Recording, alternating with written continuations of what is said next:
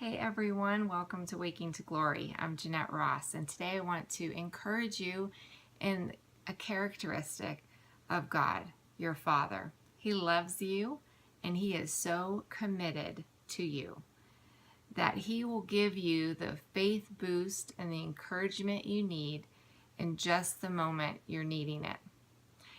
He has set aside good works for you, and He has a plan and a purpose for your life that's good. And He is so committed to seeing you fulfill all of the things which He set aside from the foundation of the earth for you to accomplish, because He knows that you're going to find joy in that He will make sure that those things happen, that you get the encouragement that you need in times when you're feeling uncertain and thinking, I don't know if this is going to happen. And when He has made promises that you're holding on to, He will keep that vision before you and remind you of those promises when you need them, so that you can keep holding on and trusting until the promise is fulfilled. That's the kind of God that you are in relationship with. He loves you and is committed to you. And we can see this principle played out in the life of Abram and his relationship with the Lord. So I want you to be encouraged through Abram's story, and hopefully you will recognize it as your own and can be encouraged.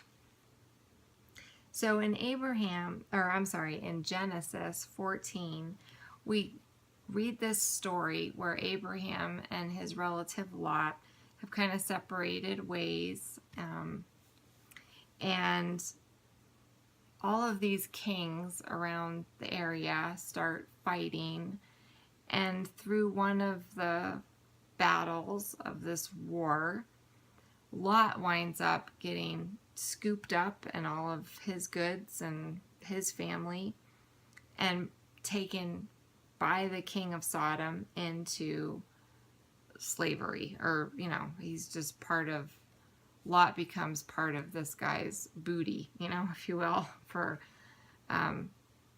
overcoming this area. Abram gets wind of it, gathers 318 men to go and attack the king of Sodom and get back his nephew Lot. So, and he wins. And then there's this thing where they're telling us that the king of Sodom comes out and basically says, look, why don't you keep all the stuff, just give me the people. He wanted the people back. And you can keep all the other stuff for yourself, but give me the people. But Abram said to the king of Sodom, I have raised my hand to the Lord Most High, creator of heaven and earth, and have taken an oath that I will accept nothing belonging to you, not even a thread or the thong of a sandal, so that you will never be able to say, I made Abram rich. Okay, so Abram does what Saul later does not. Saul is told not to take booty or people prisoner at one point, and he doesn't listen, doesn't follow through the way that he's supposed to, and it costs him the kingdom. God strips him of being king eventually because of that decision. But Abram here has stayed true to what he promised God, and doesn't fall into the temptation of taking all of the goods.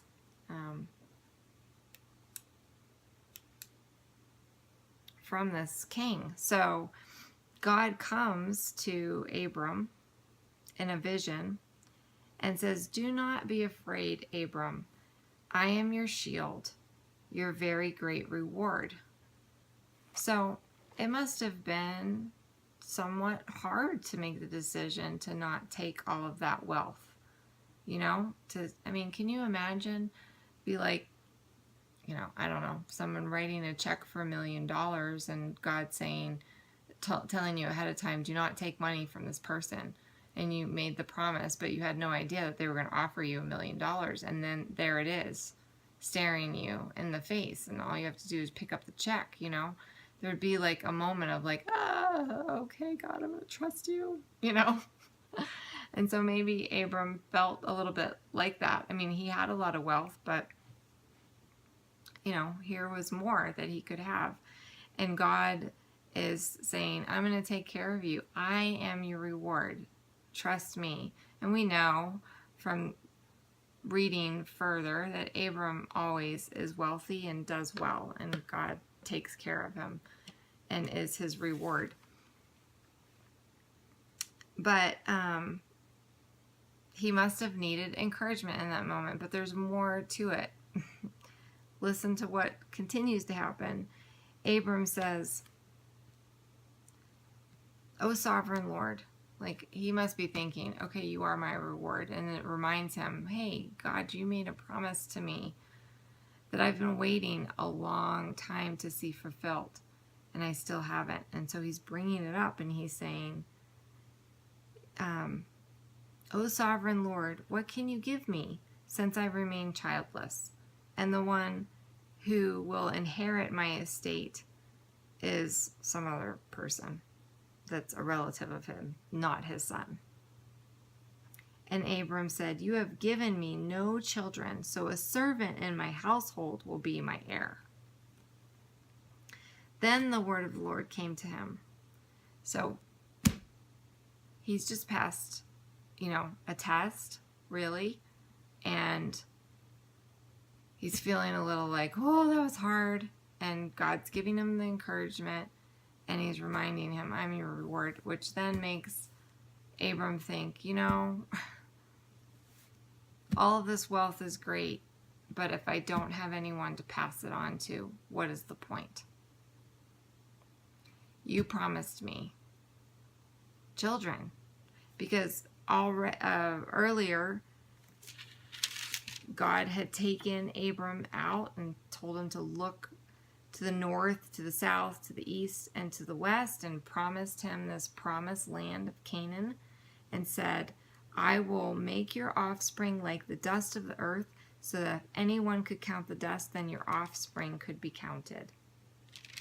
So he's given him the promise. He's told him, this is something that I have for you, Abram. And Abram's like, I've been waiting, and I'm not seeing this come about. And you keep talking about blessing me, but what's the point if I don't have anybody to give it to? And then it says, the word of the Lord came to him. This man will not be your heir, but a son coming from your own body will be your heir. He took him outside and said, look up at the heavens and count the stars, if indeed you can count them. And then he said, so shall your offspring be. And then it says, Abram believed the Lord, and he credited it to him as righteousness. So here, in this moment where he's feeling a little discouraged, and he's needing reassurance, and basically Abram's like, you said, but it's not happening, You haven't backed up what you've said with action. And God is giving him the encouragement that he needs. And he's making it a visual thing. He's taking them out and giving them something to focus on. And he's saying, look up at the stars. You see those? You can't even count them. That's how many offspring you're going to have. Trust me. Believe in me. He's breathing a little bit of hope and feeding Abram's faith and trust in him. And God will do the same with you. He knows when you need encouragement. And so dialogue with him, just as Abram is. Go to him. It's okay for you to say, God, you said, what's going on? And let God remind you again of the promises that you're waiting on. And let him give you vision for the plans and purposes that he has for your life. You need those visions to be ever before you, to feed your hope so that you can feed the faith that God's given you. So I just want to pray and bless you in your waiting and in your places of feeling weary. God, I just ask that you would come and that you would give them the encouragement that they are needing in this time. Remind them, Father, of the promises that you've spoken. Give them something tangible to see, like those stars, to look to keep the vision before them, so they will not lose hope in the waiting. Help them see that you are for them, that you are committed to seeing them bring about all the plans and purposes that you have for them in life, and that part of the journey is the walking to those things, and that you're with them in that, and you're loving them and caring for them. God, just envelop them with your love and feed their hope, God. Feed their hope. All right, guys, be blessed.